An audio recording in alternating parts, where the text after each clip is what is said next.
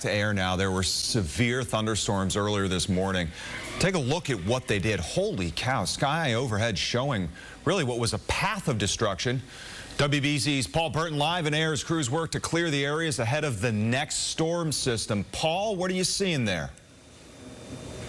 Well, Chris, take a look at this huge maple tree that came down here this morning. That fast-moving storm snapped it like a toothpick. Now, you come out here to Central Ave, you can just begin to get a scope of some of the damage here. You can look at all the power lines and utility poles that have come down. Residents say they were completely taken off guard. But let me show you some aerial videos from Sky Ice. You can begin to see the scope of just some of the damage here in Ayer. Multiple massive trees are down. Roads are blocked. Branches and debris have fallen on some of the homes here. Of course, this all happened a short time ago, so we really don't know the extent of all the damage, but as you can see, power lines, utility poles are down, and so many streets are shut down for safety concerns.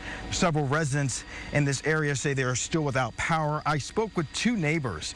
Her names are Debbie Rich and Amy Fairweather, who described what they experienced this morning. Here's what they had to say.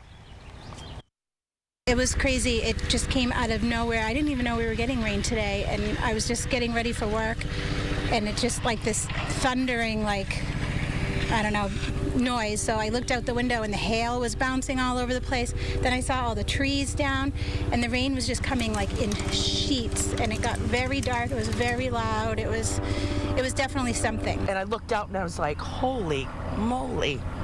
And that's, people were driving underneath that. It was so dangerous.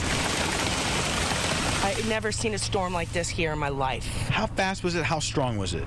The winds were unbelievable. I'm surprised there wasn't more damage with smaller trees, but these bigger ones came right down. And the hail, it was just quick and boom. And Debbie Rich there was showing us the video that she took on her cell phone of the hail that was coming down so loud, so fierce. As you can see, National Grid is on site here assessing the damage so they can make repairs and begin to restore power back into this area. They were speaking to some of the neighbors, and they were saying it could take at least all day and possibly into tomorrow. But residents say this was a fast-moving storm and one they didn't expect to cause so much damage. Live in Ayer, I'm Paul Burton, WBZ News. Wow, Paul, great look there. Thanks for that report.